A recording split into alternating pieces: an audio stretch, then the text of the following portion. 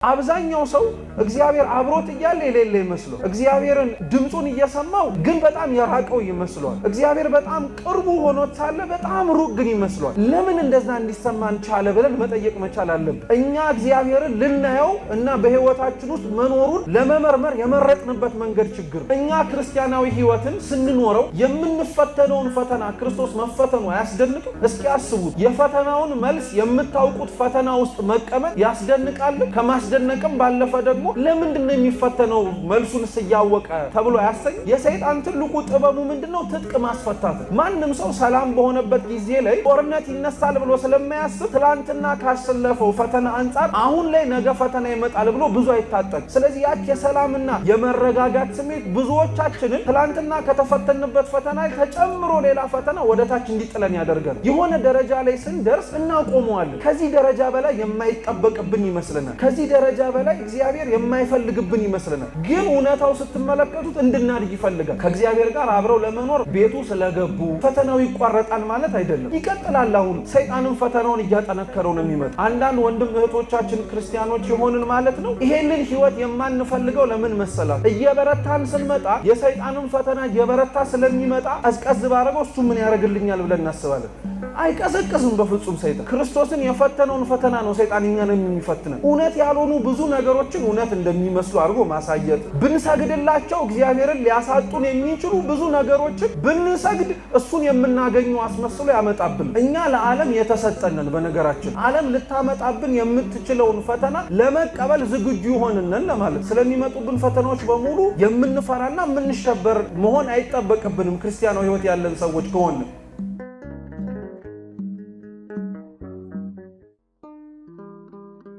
በዘመናችን ክርስቲያናዊ ህይወት ከህይወት መርህነት ባለፈ ህይወት ሰጪ እንደሆነ ብዙዎቻችን ዘንግተነዋል። ወይንም ደግሞ በተለምዶ ክርስቲያናዊ ህይወትን ከአንድ ዓለም ላይ ከሚኖር ህይወት መካከል አንዱ ነው ብሎ የሚቆጥረው ሰው አለ። ማለትም ልክ ዓለማዊ ህይወት ክርስቲያናዊ ህይወት እንደምንለው በንግድ ስራ ውስጥ የሚሰማራም ሰው ምን አይነት ህይወት ነው ያለው ብለን ልንናገር እንችላለን። የንግድ ህይወት ነው እንለዋለን አይደል? ትምህርት በማስተማር የሚኖር ሰው ካለ ያ ሰው የምን ህይወት ነው ያለው? የማስተማር ህይወት ነው። እና ክርስቲያናዊ ህይወትንም እንደዚሁ አንድ ሰው መርጦት ከብዙዎች መካከል ለጊዜው የሚኖርበት ከዛ በኋላ የሚተወው የሚመስለው ሰው አለ። አንዳንዶች ደግሞ ክርስቲያናዊ ህይወትን ከሩቅ ሆነው ተመልክተውት ለተመረጡና ለተቀደሱ ወይንም ደግሞ ለዛ ህይወት ተዘጋጅተው ከእናታቸው ማዕፀን ከወጡት በስተቀር ሌላው ሰው ያንን ህይወት ምንም ቢጥር ምንም ቢሞክር የማያገኘው የሚመስለው አለ። አንዳንዶቻችን ደግሞ ክርስቲያናዊ ህይወትን ትላንትና የተኖረና ዛሬ ግን ሊኖር የማይቻል የሚመስለን ደግሞ አለ። ሌሎቻችን ደግሞ ክርስቲያናዊ ህይወትን ትላንትና የተኖረና በትላንትና ህይወት ውስጥ ባለፉት ብዙ ፈተናዎች ውስጥ ተሻግሮ አልፎ እኛ አሁን ላለንበት ህይወት ግን ዘመን ተሻጋሪ ያልሆነም ይመስለናል። ለዛ ነው በነገራችን ላይ በእድሜ ክልል ደረጃ ወጣቱ የሆነው የክርስትና እምነት ተከታይ ክርስቲያናዊ ህይወትን እንደ ማፍቀሩ ያክል ለመኖር በጣም የሚከብደው ትላንትና አባቶቻችን የተፈተኑትን ፈተና እኛ አሁን እየተፈተነው ያልሆነ ስለሚመስለን መሰደብ፣ መተፋት፣ መገፋት፣ መሰቀል፣ መሞት ነው ብሎ የሚያስብ ሰውም አለ ነውም ጭምር። እና ይህንን ሰምቶ አሁን እየኖረው ያለው ነባራዊ የክርስትና ህይወት ውስጥ ግን ገብቶ ሲመለከት እየተሰደደ አይደለም፣ በሰይፍም እየተገደለ አይደለም፣ እየተተፋበትም አይደለም፣ እየተገፋም አይደለም፣ እየተሰቀለም አይደለም። እና እሱ እየገጠመው ያለው ፈተና ግን የተለያየ ነው። አሁን በወጣትነት ዕድሜ ላይ ያሉ ክርስቲያኖችም ጭምር እየገጠማቸው ያለው ፈተና በመጽሐፍ ላይ ተጽፎ የሌለ ፈተና ስለሚመስላቸውና በመጽሐፍ ውስጥ ደግሞ ተጽፎ ስለማይገኝም መፍትሄ የሌለው ስለሚመስላቸው ክርስቲያናዊ ህይወትን ለመኖር በጣም ይከብደናል። አብዛኛው ሰው እግዚአብሔር አብሮት እያለ የሌለ ይመስለው እግዚአብሔርን ድምጹን እየሰማው ግን በጣም የራቀው ይመስሏል። እግዚአብሔር በጣም ቅርቡ ሆኖ ሳለ በጣም ሩቅ ግን ይመስሏል። ለምን እንደዛ እንዲሰማን ቻለ ብለን መጠየቅ መቻል አለብን። በጣም ቅርብ ነኝ ያለው እግዚአብሔር ለምንድነው እኛ ጋር ግን ሲሆን የራቀን ብለን መጠየቅ አለብን። እና አንዳንዴ እውነት ለመናገር ሳይርቀንም ጭምር እኛ እግዚአብሔርን ልናየው እና በህይወታችን ውስጥ መኖሩን ለመመርመር የመረጥንበት መንገድ ችግር ነው። እግዚአብሔር ድምፁን ሲያሰማን አለው ሲለን ያለ ደግሞ አንዳንዴ በዝምታ ውስጥ እየሰራ ድምፁን ባለመስማታችን ግን የራቀን የመሰለን ሰዎች ካለን እይታና አመለካከታችንን በእግዚአብሔር ስራና በሱ ህይወት ውስጥ ያለውን ነዋሪዎች የሆንን እኛን መመርመር እንድንችል እውነት ለመናገር መጽሐፍ ቅዱስን ላነበበ ሰው እና ለሚመለከት ሰው ጌታችን በዚች በመዋዕለ ሥጋዌ ዘመን ላይ በነበረበት ወቅት ላይ የሚያደርጋቸው ነገሮች በጣም ያስደንቁ ነበረ። ለምሳሌ እኛ ክርስቲያናዊ ህይወትን ስንኖረው የምንፈተነውን ፈተና ክርስቶስ መፈተኑ አያስደንቅም? በጣም የሚያስደንቅ እኮ ነው። እስኪ አስቡት፣ የፈተናውን መልስ የምታውቁት ፈተና ውስጥ መቀመጥ ያስደንቃል። ከማስደነቅም ባለፈ ደግሞ ለምንድን ነው የሚፈተነው መልሱን እያወቀ ተብሎ አያሰኝም? የመጀመሪያው ምግብ ነው። ድንጋይና ዳቦ ይዞ እርኩስ መንፈስ አጋንንት ቀረበና ድንጋዩን ዳቦ አድርገህ እንብላው፣ እኔም እርቦኛል አንተም እርቦኛል አለው። ጌታችን ኢየሱስ ክርስቶስ ሰው በእግዚአብሔር ቃል ነው እንጂ በምን ብቻ አይኖርም አለው። እንዲህ አይነቱ መሰል ፈተናዎች በክርስቲያናዊ ህይወት ውስጥ የሚመነጩትና የሚመጡት ከምንድን ነው ሲባል ገና ከወጣኒነት ክርስቲያናዊ ህይወትን መኖር የጀመሩ ሰዎች የመጀመሪያ ፈተናቸው ምግብ ነው፣ ቀለብ ነው፣ እህል ነው፣ መብላት ነው፣ መጠጣት ነው። እየሰማችሁ ነው? ስለዚህ ይሄንን ፈተና ክርስቶስ ትናንሾቹ የሚፈተኑትን ሳይንቅ መፈተኑ አያደንቅም? በጣም እኮ ያስደንቃል። ሁለተኛስ ወደ ቤተ መቅደስ አወጣው፣ ራስን ከዚህ ላይ ጣል አለው። በእግሮች እንዳትሰናከል ቅዱሳን መላእክት እንደሚጠብቁ በመጽሐፍ ተጽፏልና አለው። አምላክ እግዚአብሔርን ምን አታርግ አለው? አትፈታተን አለው። አይገርማችሁ? ቤተ መቅደስ አናቱ ላይ ማውጣቱ ማለት በምግብና በመጠጥ የተጀመረው ፈተና ይሄንን ላለፉ ሰዎች አለመብላትና አለመጠጣት መድረሳቸው የፈተናው ማብቂያ ላይ መቆማቸው ማሳያ አይደለም። ለማይበሉና ለማይጠጡ ሰዎች ቀጣዩ ፈተናቸው የሚጀምረው ቤተ መቅደሱ ላይ ነው። ከመብላትና ከመጠጣት ፈተና ተሻግረው ከፍ ወዳለ ደረጃ ላይ ደርሰዋል። እኚህ ሰዎች ግን እዛ የወጡበት ጣሪያ ላይ እንኳን ሆኖ ማን ይፈትናቸው? ሰይጣን አሁንም ይፈትናቸዋል።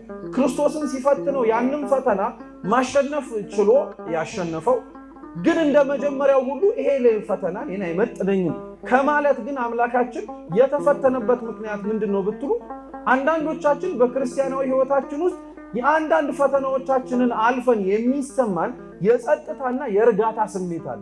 ይሰማችሁ? ብዙ ፈተናዎችን ስንሻገር የተወሰኑ ፈተናዎችን ያስጨነቁልን ስናልፍ የእረፍትና የእፎይታ ጊዜ ይሰማናል አይደል? እና በዚህ ጊዜ ላይ የሰይጣን ትልቁ ጥበቡ ምንድነው? ትጥቅ ማስፈታት ነው። ማንም ሰው ሰላም በሆነበት ጊዜ ላይ ጦርነት ይነሳል ብሎ ስለማያስብ ትላንትና ካሰለፈው ፈተና አንጻር አሁን ላይ ነገ ፈተና ይመጣል ብሎ ብዙ አይታጠቅም። ስለዚህ ያች የሰላምና የመረጋጋት ስሜት ብዙዎቻችንን ትላንትና ከተፈተንበት ፈተና ተጨምሮ ሌላ ፈተና ወደታች እንዲጥለን ያደርጋል። ክርስቶስ ግን ያለፋት የመጀመሪያዋን ፈተና ከተሻገረ በኋላ ቀጣይ ሌላ ፈተና ሊመጣ እንደሚችል አመላካች ስለሆነ ራሱን ሁሌም ዝግጁን ያደረገ። ይሰማችሁ? ክርስቲያናዊ ሕይወት ለዛ ነው ከፈተና ወደ ፈተና የመሻገር ብቻ ሳይሆን የዝግጅት ሕይወትም ሁሌም አለ። እግዚአብሔር እቅፍ ውስጥ እስከምንገባ ድረስ ክርስቲያናዊ ሕይወት አያቆምም፣ እድገት ነው። የሆኑ ደረጃዎችን ማለፉ እፎይታና ስሜት ተሰምቶት የሚያቆሙ አይደለም። ለዛ ነው የኛ ክርስቲያናዊ ሕይወት የሆነ ደረጃ ላይ ስንደርስ እናቆመዋለን። ከዚህ ደረጃ በላይ የማይጠበቅብን ይመስለናል። ከዚህ ደረጃ በላይ እግዚአብሔር የማይፈልግብን ይመስለናል። ግን እውነታው ስትመለከቱት እንድናድግ ይፈልጋል። እኛ ስለ ራሳችን ከምናውቀው ዕውቀት በላይ እኛ ስለ ራሳችን እንደርስበታለን በክርስቲያናዊ ሕይወታችን ከምናስበው በላይ እግዚአብሔር ያውቀናል። ልንደርስበት የምንችለውን ልናድግበት የምንችለውን ማለት ነው። ለዛ እኮ ነው ለሁሉም ሰው መንግስተ ሰማያት መግባት የሚችለውን ርስቱን አዘጋጅቷል ማለት። ሰው አድጎ ሰው በክርስቲያናዊ ሕይወቱ ጠንክሮ የት እስከ መግባት ደረጃ ይደርሳል ማለት ነው። መንግስተ ሰማያት መንግስቱን ለመውረስ እስከሚችል ደረጃ ማደግ ይችላል ማለት ነው። ከእግዚአብሔር ጋር አብረው ለመኖር ቤቱ ስለገቡ ከእግዚአብሔር ጋር አብረው ለመኖር በቤተ መቅደስ ውስጥ ባለው በማንኛውም አይነት የምስጢራት ሕይወት ላይ መሳተፍ ስለጀመሩና ስላሉ ፈተናው ይቋረጣል ማለት አይደለም፣ ይቀጥላል። አሁን እኛ በክርስቲያናዊ ሕይወታችን ልናድገው በመረጥነው ልክ እና መጠን ሰይጣንን ፈተናውን እያጠነከረው ነው የሚመጣው። ለዛም ነው በነገራችን ላይ አንዳንድ ወንድም እህቶቻችን ክርስቲያኖች የሆንን ማለት ነው ይሄንን ህይወት የማንፈልገው ለምን መሰላችሁ? አንዳንዶቻችን እየበረታን ስንመጣ የሰይጣንን ፈተና እየበረታ ስለሚመጣ ምን የማድረግ አማራጭ ይታይብናል? ከበረታው ሰይጣን ስለሚበረታብኝ ይሄንን ክርስቲያናዊ ህይወት ቀዝቀዝ ባረገው እሱ ምን ያደርግልኛል ብለን እናስባለን። አይቀዘቅዝም በፍጹም ሰይጣን። ስንቀዘቅዝ የሚቀዘቅዝ ስንጨምር የሚጨምር አይደለም። ስንጨምርም ይጨምራል፣ ስንቀዘቅዝም እንዳንነሳ አድርጎ ከማጡ ወደ ድጡ እንድንገባን የሚያደርገን ሰይጣን። በክርስቲያናዊ ህይወት ላይ በጣም ብዙዎቻችን ክርስቶስን የፈተነውን ፈተና ነው ሰይጣን እኛን የሚፈትነን። እውነት ያልሆኑ ብዙ ነገሮችን እውነት እንደሚመስሉ አድርጎ ማሳየት፣ ብንሰግድላቸው እግዚአብሔርን ሊያሳጡን የሚችሉ ብዙ ነገሮችን ብንሰግድ እሱን የምናገኙ አስመስሎ ያመጣብን። ክርስቲያናዊ ህይወትም ፈተናዎቹ እንደዚህ ናቸው። በየዘመኑ ሊለዋወጡ ይችላሉ። በየዘመኑ ፈተናዎቹ እድገታቸው በጣም አድርገው ከፍ ሊሉ ይችላሉ። ስለዚህ እነዛን ፈተናዎች ማወቅ፣ እነዛን ፈተናዎች እንዴት ልናልፋቸው እንደምንችላቸው ትኩረት አድርጎ መማሩ እንደ አንድ ክርስቲያን ደግሞ ይጠበቅብናል። መንፈሳዊ ለሆነ ፈተና ክርስቲያኖች መፍትሄው መንፈሳዊ የሆነ መፍትሄ፣ ክርስቲያናዊ ለሆነ ፈተና መፍትሄው ክርስቲያናዊ የሆነ መፍትሄ ነው እንጂ ሌላ ውጫዊ መፍትሄ ልታመጡለታችሁ። ይህንን በደንብ አድርገን ሁላችንም መረዳት መቻል አለብን። የሰይጣን ክፋትና ጭካኔው በነገራችን ላይ በጣም ነው የሚያስገርማችሁ ክርስቲያኖች። ስንወድቅ የሚያዝን አይደለም እንደ ቅዱሳን ሰይጣን። ስንደክም ዛሬ ደክመዋል ልተዋቸውና ነገ ሲበረቱ ጥላቸዋለሁ የሚልም አይደለም። በወደቅንበት እንዳንነሳ በተሰበርንበት ተጠግነን እንዳንቆም ነው የሚፈልገው። ለምን መሰላችሁ? ጥቂት ልናደርጋት የምንችላት የመንገዳገድም ሆነ የመዳህ ለክርስቲያናዊ ህይወት ጥረት እግዚአብሔር አጋዥ አድርጎ ሊያቆመን እንደሚችል ስለሚያውቀው ከተኛን እንዳንነሳ ነው የሚፈልገው። ለዛ ነው ክርስቲያናዊ ህይወታችን የኛ በጣም ከባድ እየሆነብን የመጣው ነገሮችን ልናይበት የምንመርጥበት ሁኔታ ማለት ነው። ክርስቲያኖች ፈተናዎችን የሚያዩት ከእግዚአብሔር ሊያርቃቸው በሚችል መንገድ ሳይሆን ክርስቲያኖች ፈተናዎችን የሚያዩት ወደ እግዚአብሔር የሚያቀርባቸው መንገዶች ናቸው ብለው ነው። ክርስቲያኖች በሚገቡባቸው ፈተናዎች ውስጥ እግዚአብሔር የለም ብለው የሚያምኑ አይደሉም። በሚገቡባቸው ፈተናዎች ግን እግዚአብሔርን እናገኘዋለን የሚሉ ናቸው። ክርስቲያኖች በህይወታቸው ውስጥ ከእግዚአብሔር ሊያርቃቸው የሚችለው ፈተና በሙሉ ወደ እግዚአብሔር ሊያቀርባቸው የሚችለው ፈጣኑ መንገድም እንደሆነም ጭምር ያቀርባሉ። ለዛ ነው ስቅለት፣ መሰደድ፣ መሰቃየት፣ መንገላታት አሁን በህይወታችን እየገጠመን ያለው ፈተና በሙሉ እንደው ለአንድ ቀን ሁሉም ከኛ ቢርቅ ከእግዚአብሔር የምንቀርብ ይመስላችሁ? አይገርማችሁ? እነዚህ ፈተናዎች ባይኖሩብን ኖሮ ቆመን ራሱን ማንጸልይ ሰዎች እኮ ነን። ተለመነን ብለን እግዚአብሔርን ማንማጸን። ፈተናዎቹ የመጡብን ችግሮቻችን ወደ ህይወታችን እንዲገቡም ጭምር የእግዚአብሔር ፈቃድ የሆነው አንዳንዶቻችን ያለዚህ ወደ እግዚአብሔር መቅረብ ስለማንችል በፈተናዎቹ የሳበን እግዚአብሔር ፈተና አልባ ሆነን እንድስንኖር ደግሞ እሱ ጋር እንድንጸና ያደርገን። ለዛ ነው ቅዱሳን በሚፈተኑት ፈተናዎች ሁሉ እግዚአብሔር ይመስገን። ከባድ ይመስላል አይደል? አስባችሁታል? በጣም አሁን እየፈተነን ሁላችንም ባለው በህይወታችን ውስጥ ያ ፈተና በየዕለት ተዕለት ህይወታችን ውስጥ የሚያመጣው ተጽዕኖ ቀላል አይደለም። በዛ ሁሉ ውስጥ እግዚአብሔርን ማመስገን ከባድ አይደለም ነው አይደለም? በጣም እስኪ አስቡት። ጠዋት ላይ ተነስታችሁ እግዚአብሔርን ሊያደርግላችሁ የምትፈልጉትን ከመጸለይ ተገተን አቁመን ስላረክልኝ ሁሉ አመሰግናለሁ ብለን መውጣት ዕለት ውሏችን ላይ የሚያስተማምኑ ለምኑ ይመስለናል? እንፈራለን። ታውቃላችኋል? ስላልነገር ነው የማያደርገው ፈተና ውስጥ መሆናችንን ስላላሳሰብ ነው የሚረሳን ስለሚመስለን ከምናመሰግነው ይልቅ ስላደረገልን ነገር ሁሉ ስለደመጣብን ነገር ሁሉ ማማረርና መለመን ላይ በጣም እንሳባለን። እርግጥ ነው እግዚአብሔር አባት ነው። መለመኑ መማጸኑ ጎሎኛልና አውጣኝ ብሎ ከፈተና መጥራቱ የተገባ ነው። በዛ ሁሉ ውስጥ ግን እንድናልፍ መፍቀዱና ሳንጠፋ ደግሞ መገኘታችንስ የሚያስደንቅ ነገር አይደል? በጣም የሚያስደንቅ ነገር ነው እኮ። አንዳንዶች በገቡባቸው ፈተናዎች ውስጥ የሚደነቁ አሉ። እሳቱ ውስጥ ሆነው እየነደደባቸው ራሱ ስላልበላቸው የሚደነቁ አሉ። እንዲህ አይነቶቹ ለመሆን እግዚአብሔር ይርዳል። አንዳንዶቻችን ደግሞ እሳቱ ውስጥ ሆነን በፈተናዎቻችን ውስጥ ማለት ነው ቶሎ እግዚአብሔር እንዲያወጣን የምንፈልገው ወይንም ደግሞ የምንሽተው ደግሞ አውጣኝ አውጣኝ የምንለው ገና ለገና እሳቱ ምን ያደርገኛል ብለን ስለምንፈራ ካቆመን እንዳይበላን ማድረግ እግዚአብሔር ይሳነዋል? አይሳነውም። ፈተናዎቻችን ውስጥ ለዛ ነው ክርስቲያኖች እያንዳንዱ የሚገጥመን በክርስቲያን ሕይወታችን ውስጥ ያለው መሰናክል ውስጥ ሕይወትን የሚሰጥ መስቀል ነው። ወደን ፈቅደን ስበን ከምናመጣው ፈተና ውጪ ማለት ነው። አሁን እኛ እየተፈተነው ያለው ሕይወት ከምን የመጣ ይመስላችኋል? አምልኮተ እግዚአብሔር በጸና በእውነት እግዚአብሔርን በልባችን ሙሉነትና በስራችን እያንዳንዳችን እንቅስቃሴ በማመናችን ምክንያት የመጣብን የክብር ፈተና ነው። አብዛኞቻችን እኮ ላይሆን ይችላል። እግዚአብሔርን እውነት በአፋችን እና በውስጣችን እናመልከዋለን በሚለው ሕይወት ውስጥ እየተመላለስን ነገር ግን ምናልባት ስራችን ያንን የማያገልጽ የማያሳይ ሊሆን ይችላል። ወይ አስተሳሰባችንም ሊሆን ይችላል፣ አሊያም አነጋገራችን ሊሆንም ይችላል። ከዛም ከፍ ሲል ድርጊታችን ማለት ነው። ስለዚህ ፈተናዎቹ ከነዚህ ሁሉ ቅኝቶች የመነጩ ሊሆኑ ይችላል። ከእግዚአብሔር የመጡት ፈተናዎች ግን ለክብር ናቸው።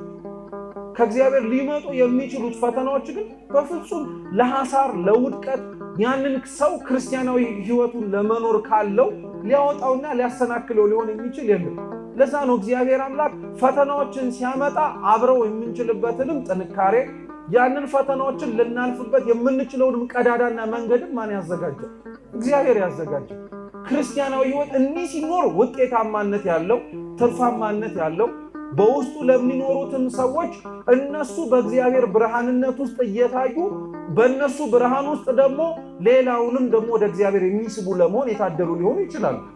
አሊያ ግን እንደዚህ አይነቱን ሕይወቱን ለመኖር የማንመርጥ ከሆነ ክርስቲያናዊ ሕይወቱን የምንኖረው እኛው ራሳችን በምንፈልገውና ልንኖረው በመረጥነው ግን ከሆነ ብዙ ሕይወታችን ውስጥ እግዚአብሔርን አናየው። እኛ ለዓለም የተሰጠንን በነገራችን ለዓለም የተሰጠንን ዓለም ልታመጣብን የምትችለውን ፈተና ለመቀበል ዝግጁ ሆነን ለማለት ነው። ስለሚመጣብን ፈተናዎች በሙሉ የምንደነቅ ስለሚመጡብን ፈተናዎች በሙሉ የምንፈራና የምንሸበር መሆን አይጠበቅብንም። ክርስቲያናዊ ሕይወት ያለን ሰዎች ከሆነ ዓለም ውስጥ ገብተን የምንኖር ሰዎች ክርስቲያናዊ ሕይወት ውስጥ በመኖራችን ምክንያት ዓለም ልትፈርድብን የምትችለውን ፍርድ በሙሉ ስለፈረደችብን የምንፈራ የምንደነግጥ የምንሳቀቅ መሆን የለብንም። እግዚአብሔር እውነት ብርታቱን ጽናቱን ለሁላችን ይስጠን። እንዲህ አይነቱን ሕይወት ያስፈልገን። እኛ አሁን የምንኖርበት ዓለም ላይ ሞትን እንደምታበጣብን እያወቅን ሕይወትን የምንፈልግ ሰዎች አለን። እንደምታጠፋን እያወቅን እንድታድነን እንጠብቃታለን። ዓለም እንደምታከስረን እያወቅን ነገር ግን ታተርፈናለች ብለን እናውቃለን።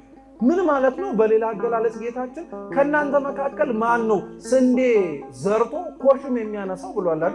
ክርስቲያናዊ ሕይወትን በመኖር ውስጥ ዓለም ልትሰጠን የምትችለውን መልስ እንዴት አድርገን መገመት ያቅተናል? እንዴትስ አድርገን ማወቅስ ይሳነናል? ሁላችን